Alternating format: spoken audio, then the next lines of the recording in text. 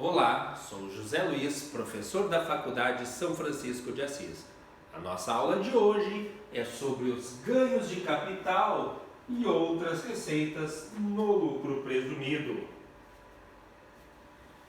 Segundo o parágrafo 3º do artigo 215 da Instrução Normativa 1700/17, serão acrescidas as bases de cálculo do lucro presumido e do resultado presumido, então, tanto do imposto de renda quanto da contribuição social. Primeiro, os ganhos de capital e demais receitas e resultados positivos decorrentes de receitas não abrangidas pela receita bruta, auferidas no mesmo período, inclusive, a linha A, os ganhos de capital auferidos na alienação de participações societárias permanentes em sociedades coligadas e controladas e de participações societárias que permaneceram no ativo da pessoa jurídica até o término do ano calendário seguinte ao das suas aquisições. Isso é, participações societárias que também não sejam coligadas e controladas, então serão investimentos em participações em outras empresas, mas que ficaram mais de um ano, ou seja, elas estão no não circulante e não no circulante da empresa. B. Os ganhos auferidos em operações de cobertura, operações de hedge, realizadas em bolsa de valores, de mercadorias e de futuros ou no mercado de balcão organizado.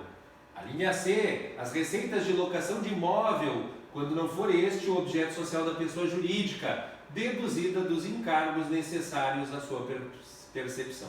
Então, quando for uma sociedade que trabalha então com corretagem, uma imobiliária, naturalmente, como o negócio dela é locação de imóveis, nesse caso vai fazer parte da receita bruta desse tipo de empresa. Nas demais empresas cujo objeto então não seja o de locação de imóveis, ela vai poder, então, não vai ser acrescida a base de cálculo, né? Então, como a gente viu aqui, na realidade, todas elas, tanto o ganho de capital quanto essas demais receitas decorrentes de resultados positivos que não sejam abrangidas pela receita bruta, elas devem ser tributadas daí separadamente da receita bruta, porque a receita bruta já o foi e a gente viu qual é a base. Todas essas demais aqui que nós estamos vendo, então, nessas alíneas, elas representam ganhos ou rendimentos efetivos para a empresa, mas não foram computados na receita bruta. Vamos voltar. Então, se acrescenta então a locação de imóvel quando ela não fizer parte das atividades da empresa. A linha B, os juros equivalentes à taxa referencial da Selic para títulos federais relativos a impostos e contribuições a serem restituídos ou compensados. Os rendimentos auferidos nas operações de mútuo realizadas entre pessoas jurídicas ou entre a pessoa jurídica e a física, que é as contas correntes com pessoas ligadas, né? Tanto com os acionistas quanto com outras pessoas jurídicas pertencentes ao mesmo grupo. F. As receitas financeiras decorrentes das variações monetárias dos direitos de crédito e das obrigações do contribuinte em função de índices ou coeficientes aplicados por disposição legal ou contratual. Então, as variações monetárias, elas, quando representarem receitas financeiras, elas deverão ser acrescidas, então, à base de cálculo do lucro presumido. Os ganhos de capital auferidos na devolução de capital em bens e direitos. H. Em relação à base de cálculo do imposto de renda, a diferença entre o valor em dinheiro ou o valor dos bens e direitos recebidos de instituição isenta a título de devolução do patrimônio e o valor do dinheiro ou dos bens e direitos que foram entregues na formação do referido patrimônio. Essa diferença, então, deverá ser acrescida à base de cálculo do imposto de renda e da contribuição social.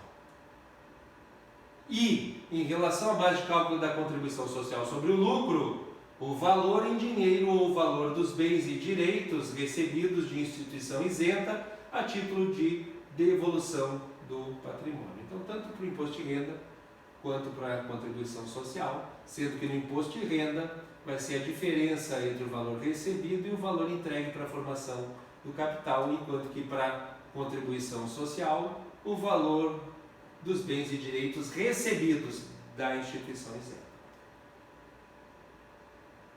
Inciso 2º. Os rendimentos e ganhos líquidos auferidos em aplicações financeiras de renda fixa e de renda variável. Inciso 3º. Os juros sobre capital próprio auferidos. Inciso 4º. Os valores recuperados correspondentes a custos e despesas, inclusive com perdas no recebimento de crédito, salvo se a pessoa jurídica comprovar que não os tiver deduzido em período anterior no qual tenha se submetido ao lucro real e no resultado ajustado, ou ainda que se refiram ao período na qual a empresa tenha se submetido ao regime de tributação com base no lucro presumido ou no lucro arbitrado. 5º, o valor resultante da aplicação dos percentuais de presunção do lucro em relação ao imposto de renda e de presunção do resultado presumido em relação à contribuição social sobre a parcela das receitas auferida em cada atividade no respectivo período de apuração relativas às exportações a pessoas vinculadas ou a países com tributação favorecida que exceder o valor já apropriado na escrituração da empresa. Inciso 6º. A diferença de receita financeira de juros pagos ou creditados à pessoa vinculada que exceder o valor calculado com base na taxa LIBOR para depósito em dólar nos Estados Unidos, com um prazo de 6 meses, acrescida então 3% anuais de spread, proporcionalizados em função do período a que se referem os juros. Até já tínhamos visto esse caso anteriormente, né? E também o inciso 7º. As multas ou qualquer outra vantagem paga ou creditada por pessoa jurídica, ainda que a título de indenização, por causa de uma rescisão de contrato. Já em relação à apuração do ganho de capital, de acordo com o artigo 595 do Regulamento do Imposto de Renda, os ganhos de capital, os rendimentos e ganhos líquidos auferidos em aplicações financeiras, as demais receitas, os resultados positivos decorrentes de receitas não abrangidas pela receita de venda ou prestação de serviço, os valores decorrentes de ajuste a valor presente, de ativos de longo prazo e relevante de curto prazo, e os demais valores determinados nesse regulamento, serão acrescidos à base de cálculo do lucro presumido para fins de incidência do imposto sobre a renda e do adicional, se for o caso. Então, todos esses valores serão acrescidos, mas especificamente em relação ao que nós estamos vendo agora, o ganho de capital, que deverá então ser acrescido tanto ao lucro presumido quanto à base presumida. De acordo com o parágrafo 1º do artigo 595 do Regulamento do Imposto de Renda, o ganho de capital nas alienações de bens ou direitos classificados como investimento, imobilizado, intangível ou aplicações em ouro, não tributadas como renda variável, corresponderá à diferença positiva verificada entre o valor da alienação do bem e o seu valor contábil. Diferença positiva porque tem que representar um ganho. Caso ocorresse o contrário, nós teríamos a situação inversa, ou seja, de uma perda de capital. Nesse sentido, de acordo com o parágrafo 10 do artigo 39 da Instrução Normativa 1700/17, para efeitos de apuração do ganho de capital, considera-se valor contábil, no caso de investimentos do ativo não circulante, em a linha A, participações societárias avaliadas pelo custo de aquisição, o valor contábil então é o valor de aquisição.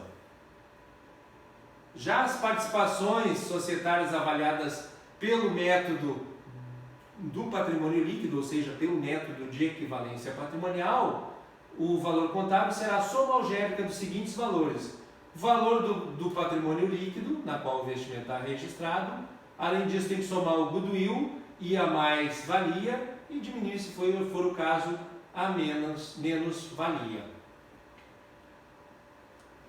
Inciso 2º, no caso de aplicação em ouro, não considerado ativo financeiro, o valor de aquisição será o valor contábil.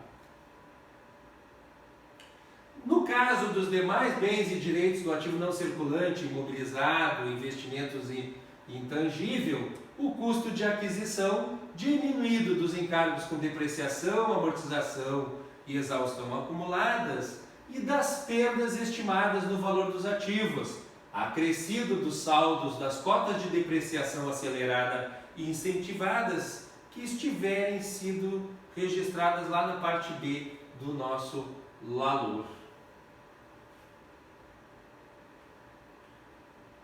Já no caso de outros bens e direitos não classificados no não circulante, imobilizado, investimentos ou intangível, considera-se valor contábil o custo de aquisição dele, a exemplo então de ativos não circulantes destinados à venda. Em todas essas hipóteses, a não comprovação dos custos pela pessoa jurídica implicará na adição integral do valor da receita às bases de cálculo do imposto de renda e da contribuição social. Vamos então exemplificar para facilitar a assimilação do conteúdo. Vamos supor, por exemplo, que a empresa comercial Beta venda um veículo pertencente ao seu imobilizado, registrado pelo valor de 75 mil, com depreciação acumulada de 50 mil, à vista em cheque por 40 mil reais. Nesse caso, o registro contábil da venda à vista de imobilizados, sem considerar os tributos, é a seguinte. Então, vendeu por 40 mil reais, entrou no banco. Então, débito de bancos, 40 mil reais. Tem que baixar o veículo, que está registrado por 75 mil reais, créditos em veículos, e tem que baixar a depreciação acumulada de veículos. Débito, então, na conta de depreciação acumulada de veículos de 50 mil reais. E o saldo, a diferença, isso é, 40 mil da venda, menos 75 mil do veículo e mais a depreciação acumulada do mesmo, me dá um ganho de 15 mil reais, um ganho de capital de 15 mil reais, que deve ser creditado. Dessa forma, se a empresa comercial Beta possuir então um ganho de capital de 15 mil reais, como a gente viu no primeiro trimestre, esse valor de 15 mil reais deverá ser então adicionado tanto à base de cálculo do imposto de renda quanto da contribuição social. Vamos ver aqui, a nossa empresa tem um faturamento de 600 mil, tem 60 mil de vendas canceladas e 30 mil de descontos incondicionais. Logo, a base de cálculo dela, dos tributos, é de 510 mil reais. 600 menos 60 e menos 30.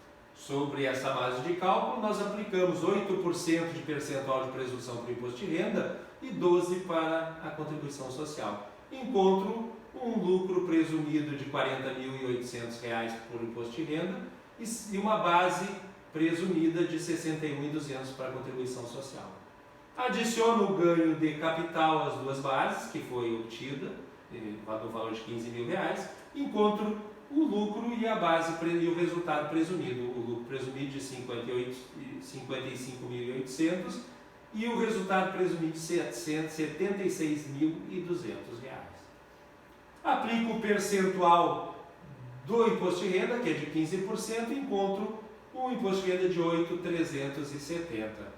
Aplico sobre a base o resultado presumido de 76.200, a alíquota da contribuição social, sobre o lucro, que é de 9%, encontro 6.858. Essa foi a nossa aula de hoje. Obrigado a todos e até a nossa próxima aula.